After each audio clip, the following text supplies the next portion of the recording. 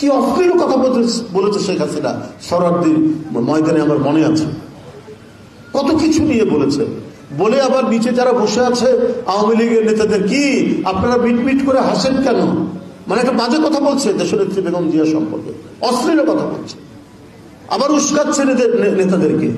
মানে একেবারে গ্রাম্য বস্তি বাজে টাইপের মানুষরা যে কাজ করে, যে ধরনের আচরণ করে সেই ধরনের। কিন্তু এর প্রতি উত্তরে আমি কোথাও কখনো কোনো জায়গায় তার কাউন্টারে একটা বাজে কথা, একটা নোংরা কথা উচ্চারণ করতে দেখিনি। কত সম্ভ্রম এবং সহ্য গুণ নিয়ে তিনি তার বিরুদ্ধে, মানে একটা হচ্ছে পলিটিক্যাল সমালোচনা, সেটা তো ভিন্ন ব্যাপার, কিন্তু যখন ব্যক্তিগতভাবে মিথ্যা এবং অশ্লীল কথা যখন তার বিরুদ্ধে বলা হয়, সেটার বিরুদ্ধেও তিনি পাল্টা কোনোদিন এই কথা বলেননি। এই কারণেই তো আজকে হাজার হাজার তরুণ বৃদ্ধ তার প্রতি, মানে তিনি যখন অসুস্থ হচ্ছেন, তাকে যখন বন্দিশালা, মানে কি, ওটা তো একটা অন্ধকূপ, পুরনো জেলখানার মধ্যে একটা ভগ্ন স্তূপের ভিতরে তাকে রাখা হয়েছে।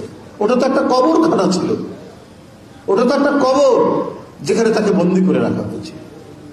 তার প্রতি মানুষের যে সহানুভূতি, তার প্রতি মানুষের যে আকুলতা, কারণ এমন একজন নেত্রী যিনি তার দেশ এবং মানুষ ছেড়ে কখনোই কারোর সাথে আপোষ করেননি। হ্যাঁ, নির্যাতন সহ্য করেছেন, অসংখ্য নির্যাতন সহ্য করেছেন, কিন্তু কখনো তিনি পিছপা হননি। কি ক্ষমতায় থেকেও তো বিএনপির জন্ম হয়েছে, উনারা ভুলে গেছেন। উনারা একটা নতুন ন্যারেটিভ তৈরি করতে চাচ্ছেন, বর্তমান রাজনৈতিক পরিস্থিতিতে আমরা যে তৈরি করতে চাচ্ছি, এরশাদ, জিয়াউর রহমান এইভাবে নিয়ে আসতে চাচ্ছে। কিন্তু এটা যে ঠিক নয়। জিয়া যে অন্য মাত্রা, অন্য কিছু, জিয়া একটা রাজনৈতিক দর্শন দিয়েছে। আজকে অনেকে রাজনৈতিক দল করছেন, সমস্ত কিছু করছেন।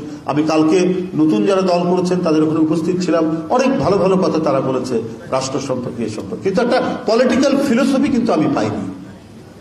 শেখ মুজিব যেমনই হোক, শেখ মুজিবুর রহমান সে ওই সময় বাঙালি জাতীয়তাবাদকে পশ্চিমের পাঞ্জাবিদের বিরুদ্ধে ব্যবহার করে তিনি স্বায়ত্ত শাসনের দাবি করে একটা যাই হোক একটা ন্যারেটিভ তৈরি করেছেন। কিন্তু স্বাধীনতার পর তো আমরা ভূখণ্ড পেয়ে গেলাম, এর জন্য তার একটি রাজনৈতিক দর্শন, সেটা শেখ মুজিব দেননি, সেটা জিয়াউর রহমান দিয়েছেন। এই জন্য জিয়াউর রহমান অন্যদের চাইতে ভিন্ন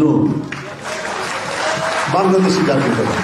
আর জিয়াউর রহমান তো একদলীয় গণতন্ত্র হত্যা করে একদলীয় শাসন থেকে বহুদলীয় গণতন্ত্র উত্তরণ করেছেন।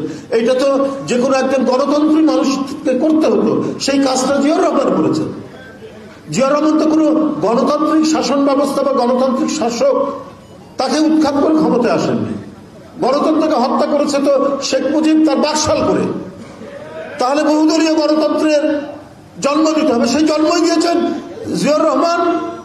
আজকে এতগুলো টেলিভিশন, আমরা যে খবরের কাগজ পড়ছি, গণতন্ত্র যে বহুমতের যে একটা জায়গা আছে, সহিষ্ণুতার যে একটা জায়গা আছে, এটা কে সৃষ্টি করেছে? এটা জিয়াউর রহমান। কোথা থেকে? বাকশালের অন্ধকার গুহা থেকে এই গণতন্ত্রের আলোর মশাল জ্বালিয়েছিলেন তো জিয়াউর রহমান। তাই আজকে যে সমস্ত বুদ্ধিজীবী বলেন বিএনপিও তো ক্ষমতায় থাকতে তৈরি, আরে বিএনপি ক্ষমতায় থাকতে তৈরি বা জন্মের সাথে অন্যদের জন্মের হাজার পার্থক্য আছে। কারণ বিএনপি এমন একটি আলোকিত গণতান্ত্রিক ব্যবস্থা তৈরি করেছেন বলেই দেশনেত্রী বেগম খালেদা জিয়া আবার যখন গণতন্ত্র সংকটে পড়েছে, নিমজ্জিত হচ্ছে, তখন আবার তিনি গণতন্ত্রের মশাল জ্বালিয়ে বহুদলীয় গণতন্ত্রের বিজয় করেছিলেন 90-এর দশকে।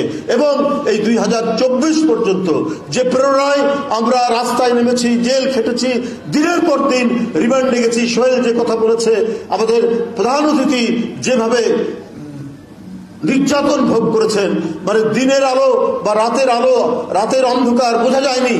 যে 60 দিন যে ঘরে রাখা হয়েছে, এটা রাত না দিন সেটা টের পায়নি।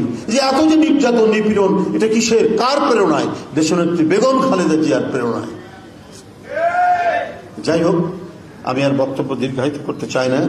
আমি আফজাল ভাইকে ধন্যবাদ জানাই, তার এই কাজটি তিনি করেছেন এবং তার মতো একজন লেখকের হাতে এই বইটি তৈরি হয়েছে। আমরা এখান থেকে অনেক মূল্যবান পাবো। আমার কোনো সমালোচনা নেই, তবে ছবিটা আরেকটু অন্য ধরনের ছবি দিলে ভালো হতো। এটা খুবই গতানুগতিক ছবি হয়েছে।